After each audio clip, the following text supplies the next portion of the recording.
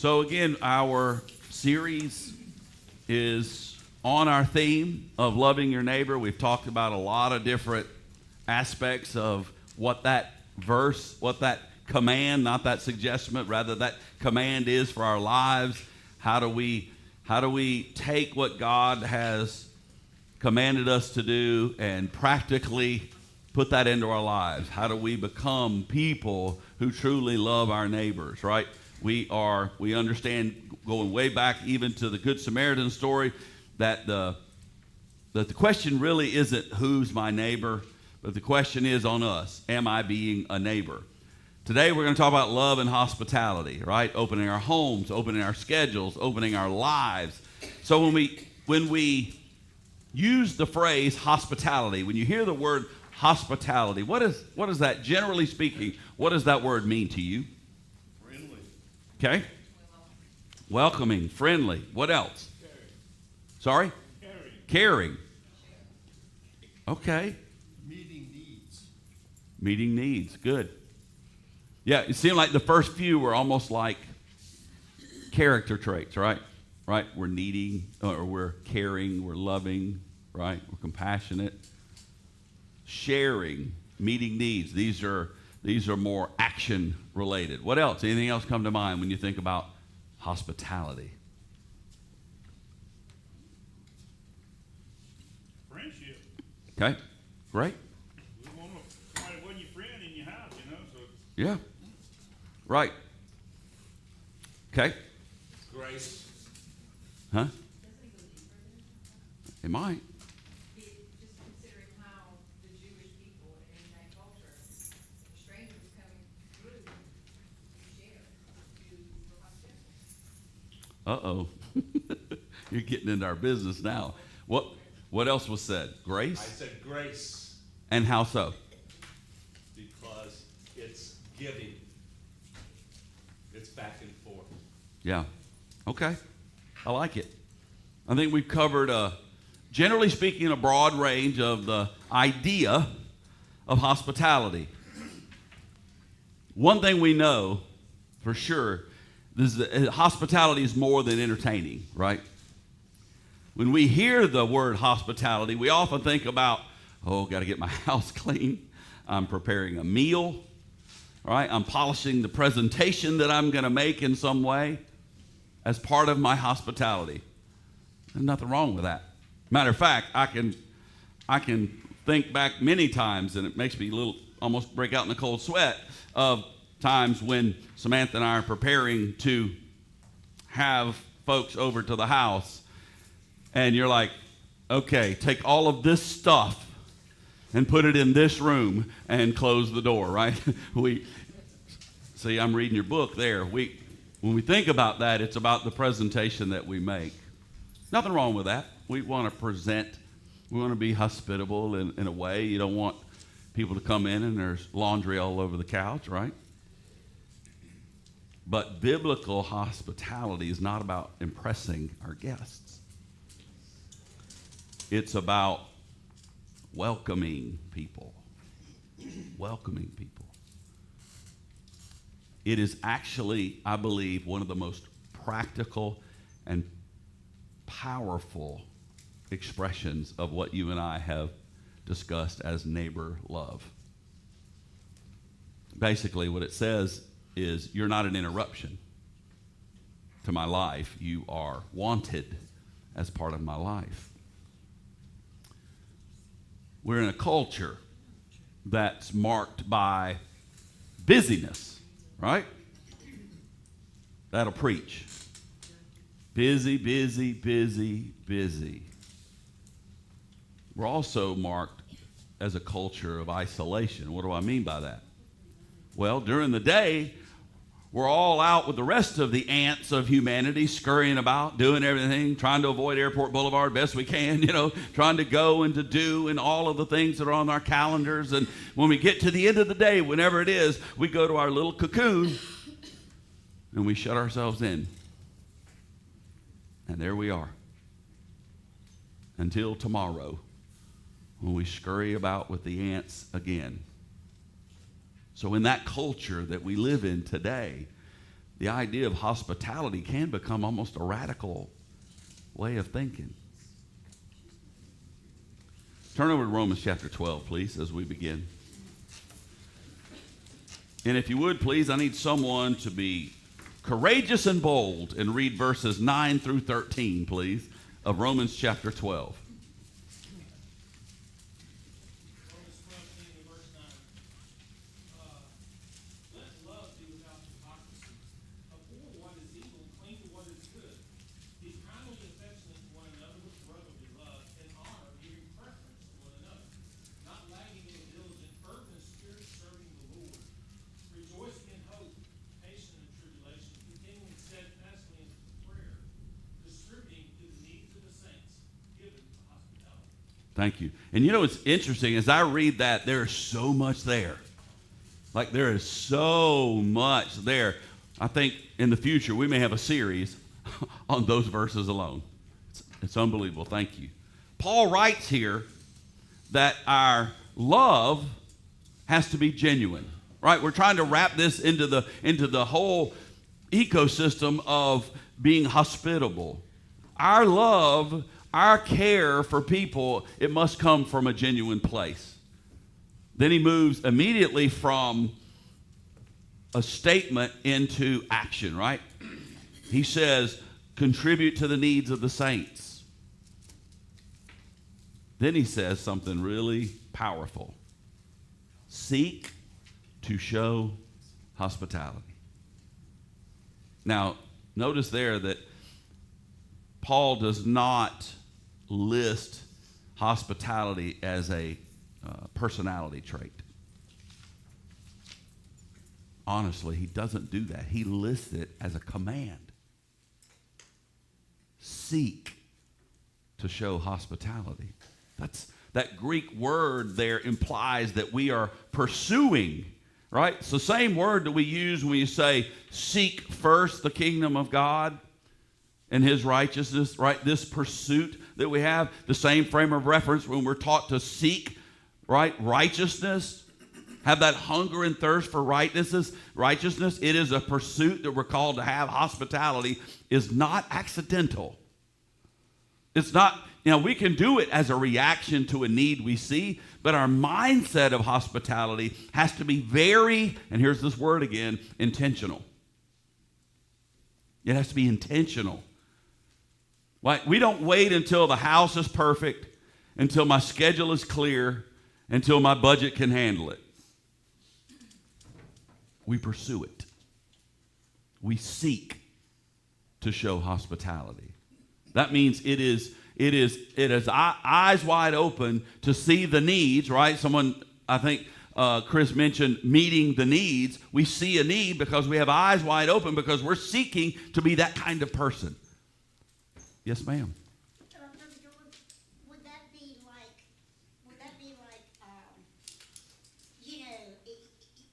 you're seeing someone and they have a need and maybe the Holy Spirit's just wanting you to see that and, they have a need. It's kind of like my neighbor, her name's Audra. And I've tried to be friendly with her, but her and her husband are elderly. Yeah. And they are quiet. And he's been very sick. So I called her and introduced myself. And I told her that I was there for her anytime she ever needed me. Well, she called me night before last, and this has been probably 6 months, and her husband passed away. I did not know that. And I didn't see the ambulance or anything, and she just lives 2 doors down, and so she asked me to take care of a couple of things, and nobody in the subdivision knew about it. And so it made me feel, like I noticed something, that maybe someone else didn't notice, or she would just be there by herself without anybody really realizing her husband passed away. So I just called the head of whoever Yeah. and said, hey, I just want to let you know. And so, they sent her a bouquet of flowers, and I'll do something this week. Is that the same as what you're saying? Oh, it's in the dictionary next to seek to show hospitality, there's that picture right there. It's the need is seen. You're seeking to be hospitable in the name of Christ. That's exactly what this is talking about. Recognizing opportunities that God, doors that God is opening for us on the regular. Okay? And we see it. And it's not just that we see it, folks. Here's the difference. My neighbor across the street, I've been working on him. I'm talking to him. I'm praying for him. Boy, I'm encouraging him. And he'll see me going in and out and moving. And, you know, I'm busy, right? And he says, man, what is the secret? I don't know what you're talking about. I don't have a secret. But the thing is, I decide to act. There's opportunity. Opportunities are great but if you never act on them, what is it? Rhoda. A couple of weeks ago, I shared with our ladies class, we went over to the Orchard House, and Yeah. I wanted to talk about compassion in action. And compassion to me and hospitality go hand in hand because they combine empathy with action. Mm-hmm. Transforming service into genuine care that fosters deep trust and loyalty. Man. So like what she's saying, compassion, and that was compassionate of her, but it was also hospitable. Right. Listen, it's okay to be reactive, okay? And so don't misunderstand me. If something happens and you react to it, you can react in a positive and a righteous and a godly way. But this is about having a lifestyle or a mindset that is actively looking for opportunities to show hospitality. Wasn't that the way of Christ? In so many ways, Mike? The most simplest thing, we need to start with the basics. When someone walks in this door, just walks off the street in this door, I often look, thank goodness we have Johnny and Al every Sunday morning at the side over here. Yeah.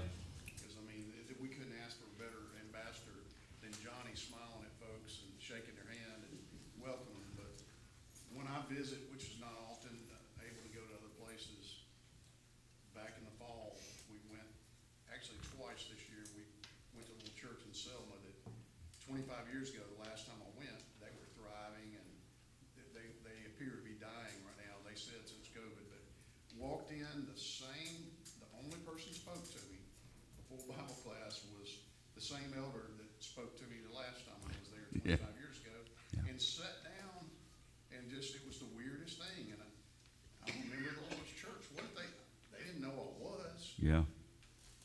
Not a really good experience. And when I left, I couldn't get out the door because the side door was locked for security reasons.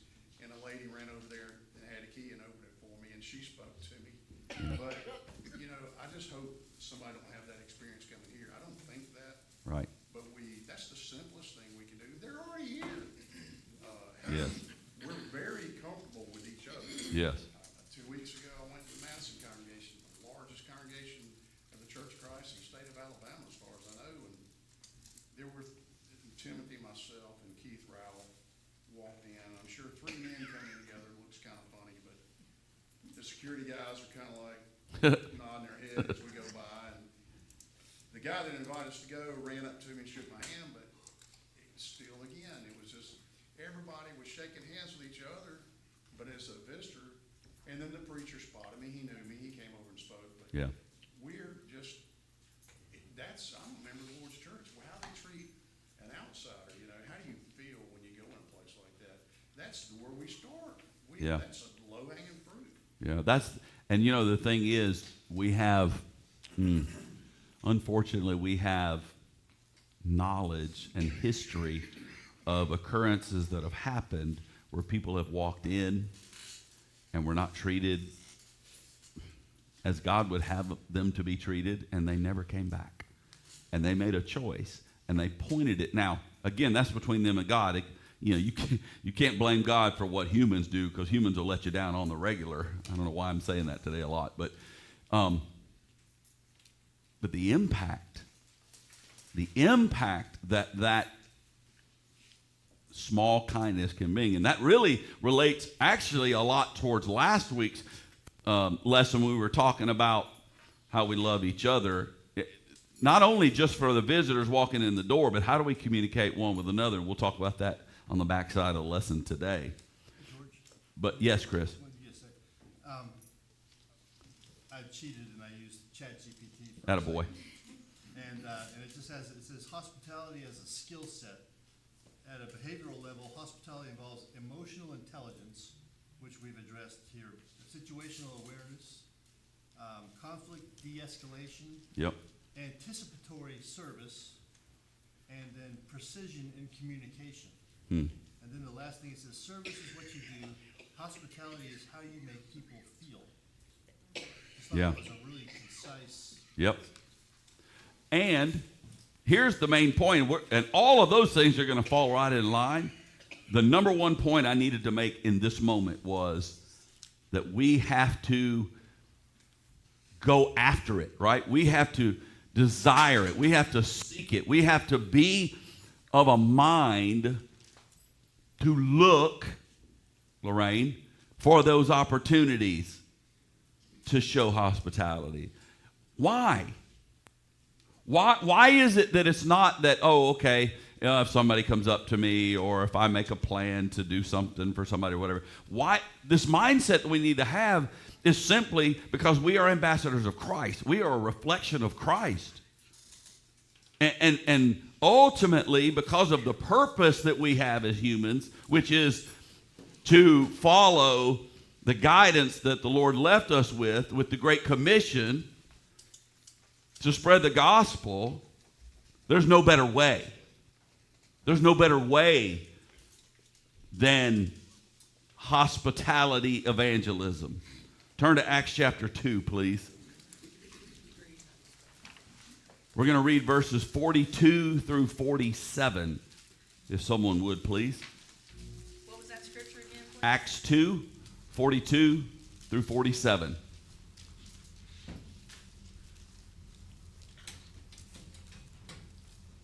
Ready, go. Okay. All right. And they continued steadfastly in the apostles' doctrine and fellowship, in the breaking of bread and in prayers. Then fear came upon every soul, and many wonders and signs were done through the apostles. Now all who believed were together and had all things in common, and sold their possessions and goods and divided them among all, as each one had need. So continuing daily with one accord in the temple and breaking bread from house to house, they ate their food with gladness and simplicity of heart, praising God and having favor with all people. And the Lord added to the church daily those who were being saved. Thank you. So what the early church practice is what we could call open table fellowship, right? They shared meals together. They shared possessions with one another. They shared a daily life with one another. I think one of the greatest gifts that we could get from the example of the early church is that shared daily life. I always wondered why they did all that. But there must have been a lot, because they lived there, people around Jerusalem and everything, but there must have been a lot of people who had come to the Passover and all that. Because, I mean, it's wonderful that they sold all of things, that's part of it, but I was always wondering, well, why did they do that? They lived there, but there had to be a lot of other people, maybe from other areas that were there. Mm-hmm. I'm sorry, probably. No, you didn't. You're going to take me off my notes into something I wanted to work in anyway, so that's great. Likely all of that is true. Likely all of that is true. That the amount, the way that people were coming to Jerusalem and in the early church, wherever they were, that there was an influx of people, and they practiced this mindset, kind of an open table fellowship. But let's look at it also another way. This is a new way. But like this is a transformative, very dynamic change in the religious world. And they desperately needed each other because of what they were facing.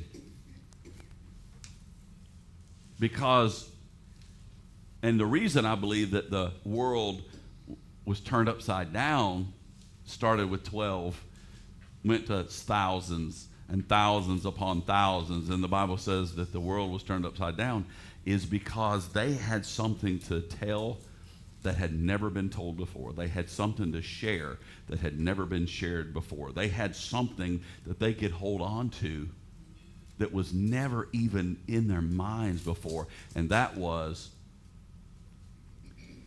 when Jesus was buried.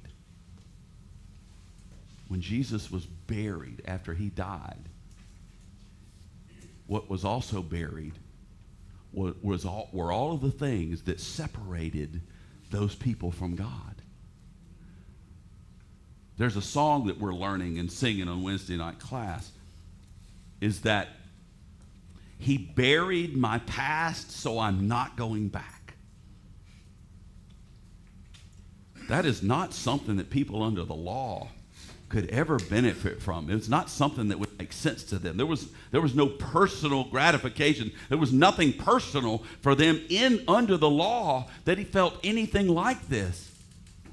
But now these are a group of people who can say all of this guilt that I feel, all of this filthiness that my life has been,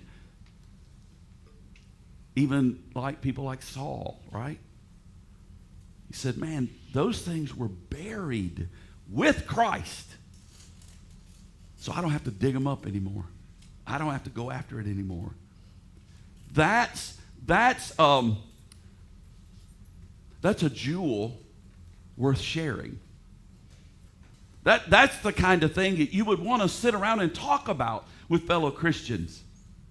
Right? Because we love to sit around the table and talk about different things, right? We like sharing good news and, what's going on in your family and my family. Oh, this is great. Oh, it's great news. I'm so happy for you and all that. But what better than to say, man, my past is buried forever. Yours too. What about your cousin? What about your uncle? What about your neighbor? And so this idea that we have of having this open table fellowship, it creates something. It's like a glue. It's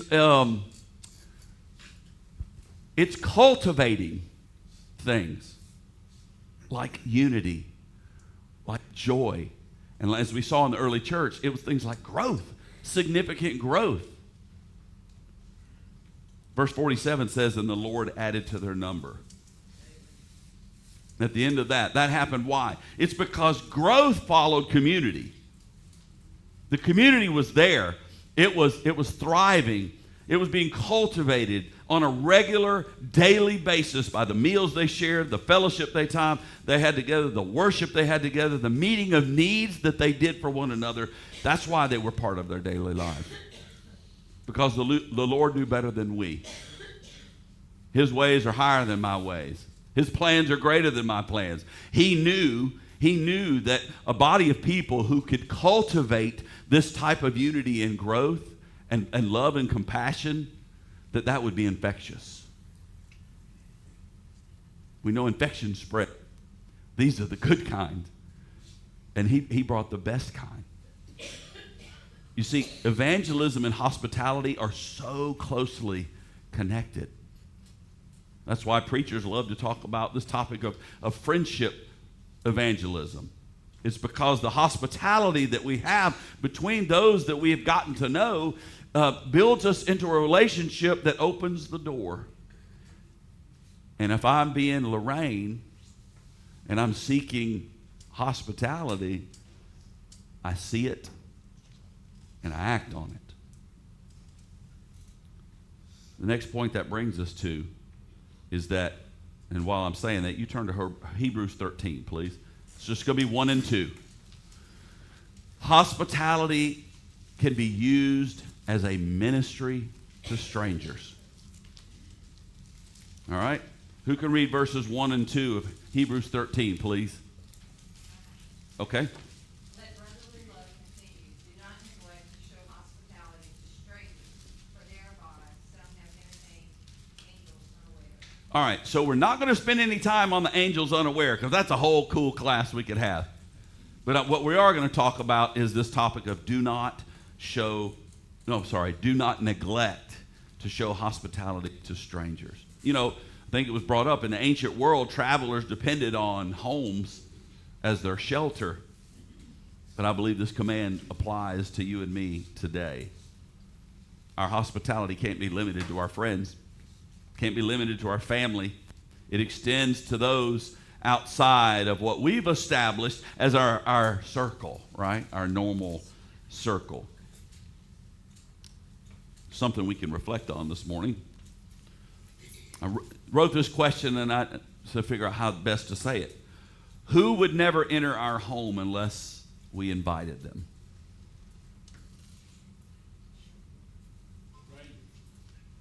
Yeah. But see, for those of us who are seeking hospitality, it stretches beyond comfort. See, there's a difference between entertaining and biblical hospitality. Here's what entertaining says: come see my home. Hospitality says, come share my life. Entertaining can focus on appearance very often. Hospitality focuses on the connection. Entertaining impresses. Hospitality blesses. I didn't write that. I wish I did. That was really cool. Entertaining impresses, but hospitality blesses. Please, if you will, turn to Luke chapter 10.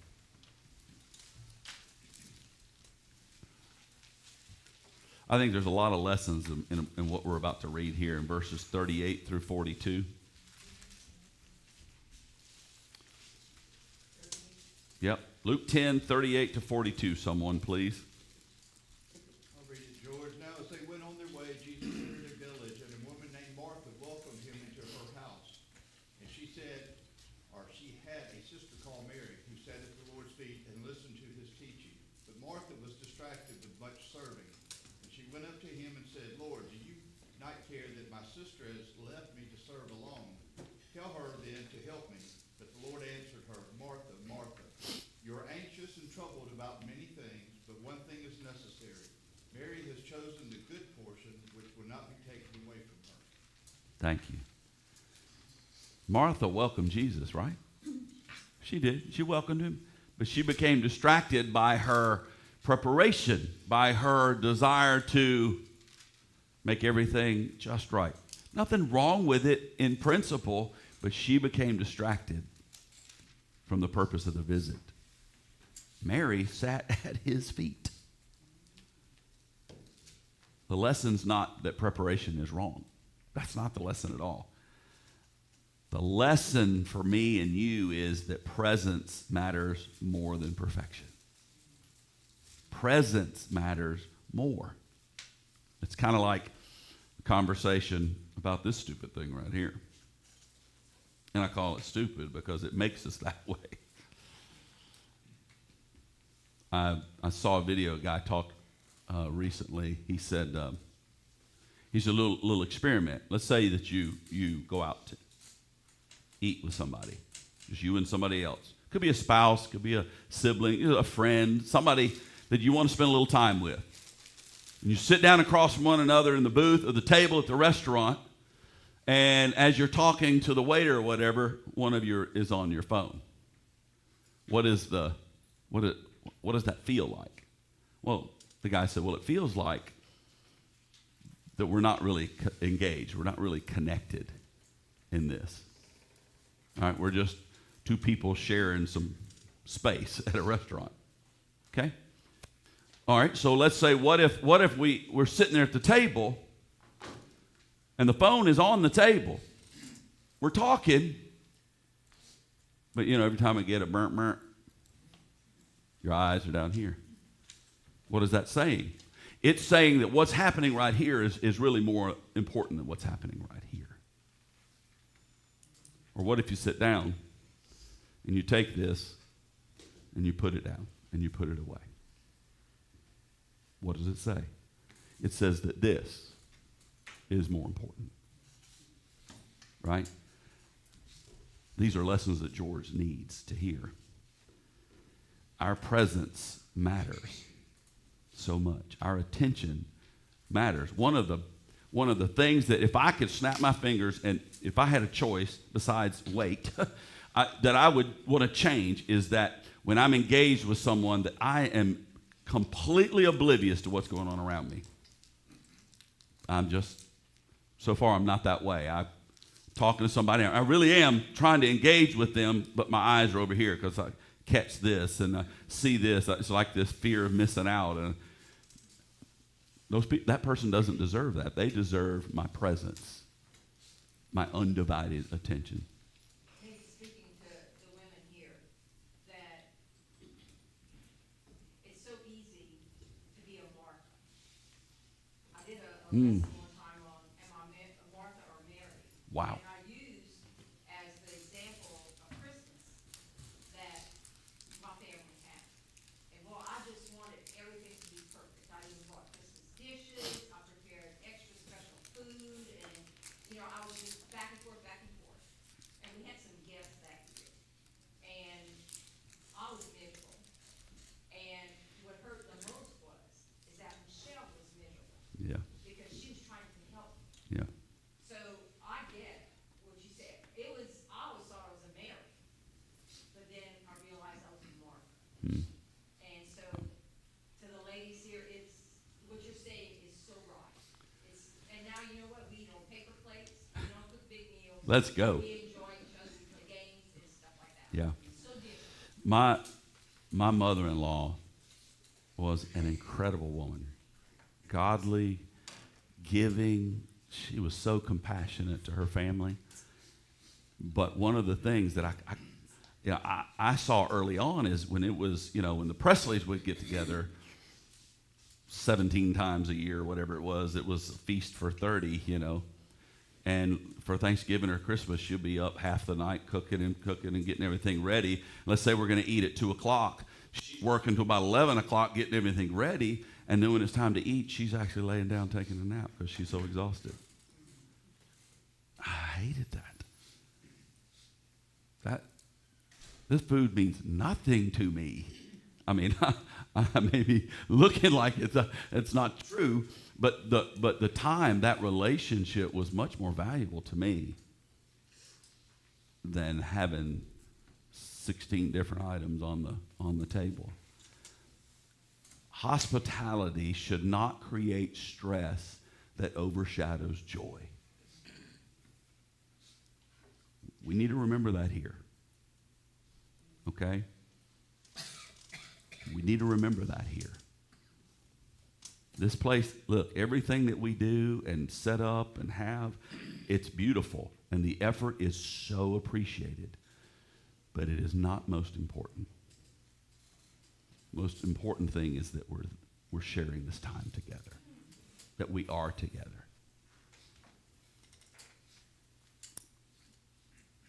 Next point, let's turn to Luke chapter 14, please. Luke 14. Need someone to read verses 12 through 14, please.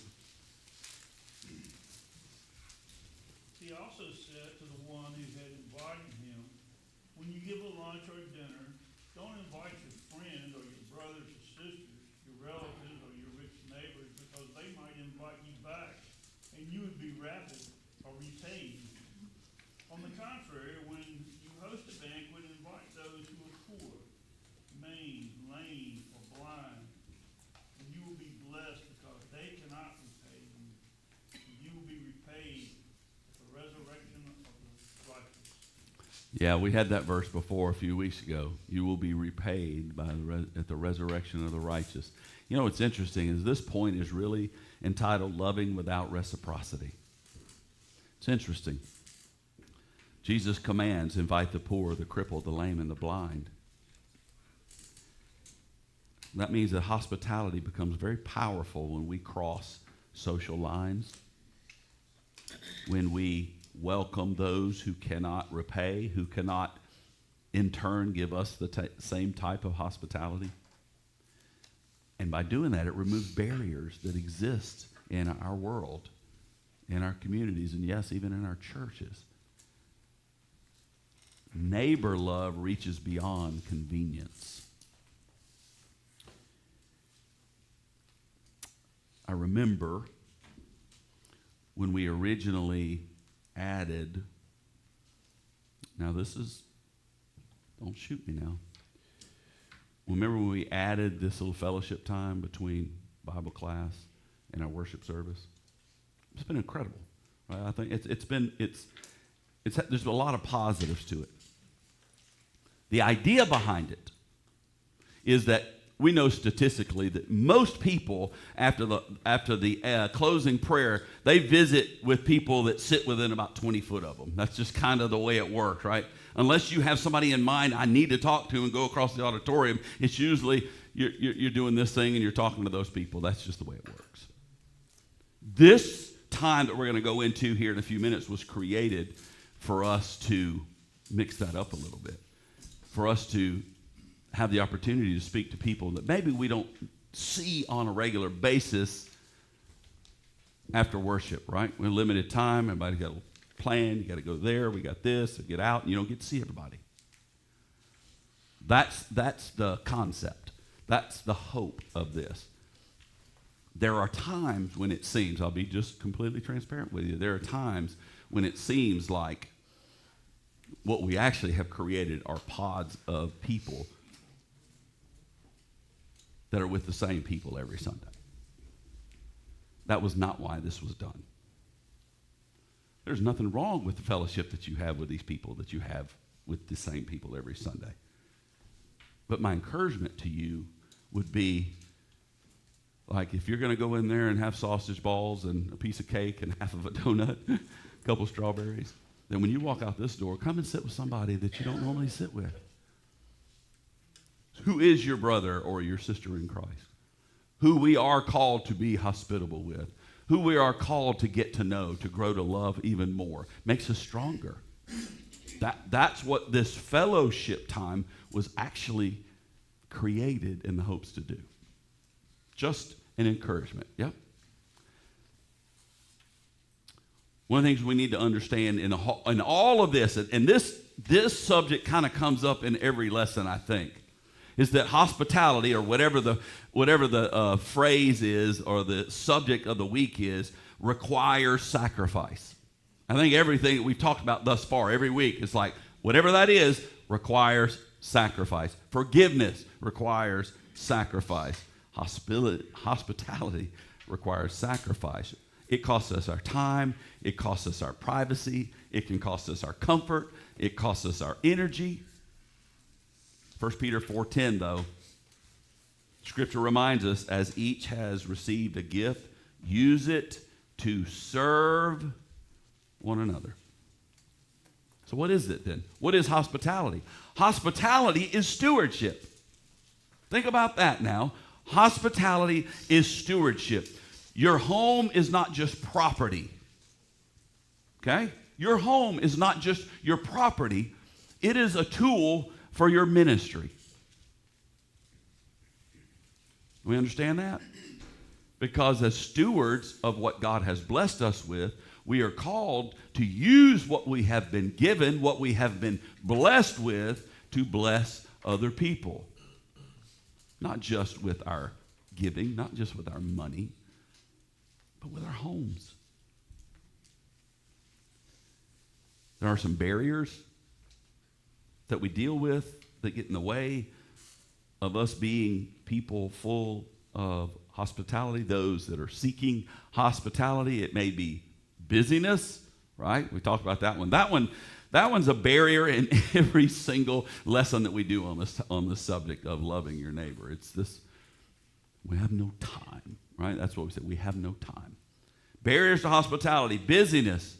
How about the fear of awkwardness, right? If I don't know someone so well, and I'm going to try to grab my sausage ball and my strawberries, I'm going to come sit with you today.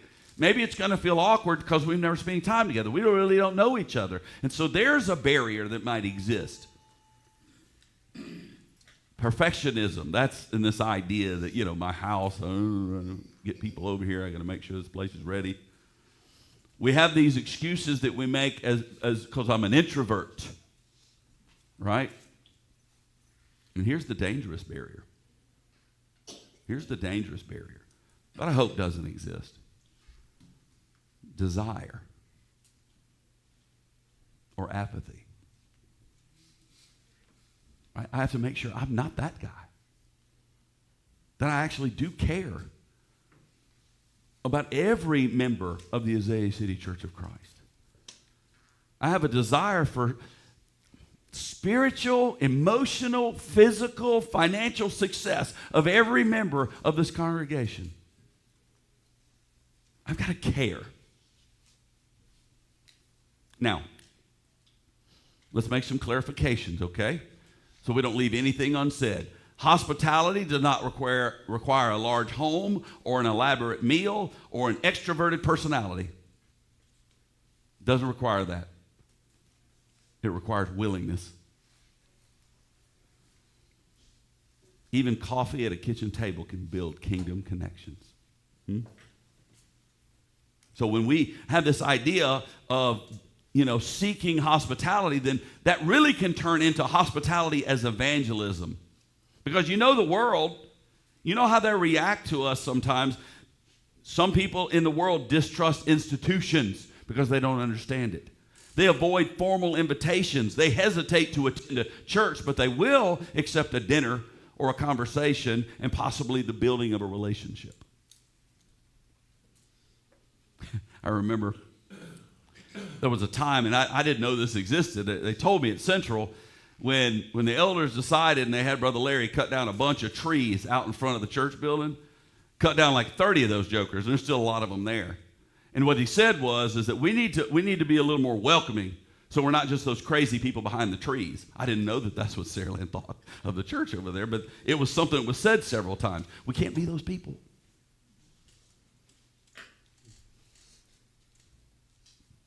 A meal opens doors that arguments cannot. Neighbor love grows around tables. Let's use them. 3 minutes left. Let's talk about some practical applications for us here. Maybe a suggestion would be to, when we have new members, and we have some, invite them to dinner in your home. If you want to do your home for whatever reason, go out to dinner. Get to know them. Rotate those families intentionally. Right? Decide that you're going to get to know some people that you don't know, that you want to get to know. How about this? What if we hosted at our homes a meal and we invited a few families of different generations? Young people, older people, and some in the middle, right? Get to know everybody. Let's make sure we include our widows and our singles. And I know we can have a lot going on from Sunday to Sunday, but when we don't, let's make Sunday lunch a ministry opportunity. See, I think that hospitality strengthens unity between us, and it accelerates our belonging, this idea that I really do belong. Ask yourself these questions as we close. When was the last time I invited someone into my home? Is my schedule too guarded to allow people in? Who might feel unseen at Azalea City? That's a painful question to ask, to understand that that's a reality. Who might feel unseen at Azalea City? Am I more protective of comfort than committed to connection? Neighbor love, it requires open doors. Hospitality is not a side ministry for you and me. Hospitality is a lifestyle. In a truly disconnected world, a shared meal can become sacred. When we open our homes, we open hearts. When we open hearts, here's the great part. When we open hearts, we reflect Christ. Challenge. Invite someone you don't normally spend time with. Just keep the setting simple. focus on the conversation more than the presentation. And maybe my prayer this week needs to be, Lord, help me open my life, not just my door. Thank y'all so much. Let's get ready for some fellowship with one another, huh?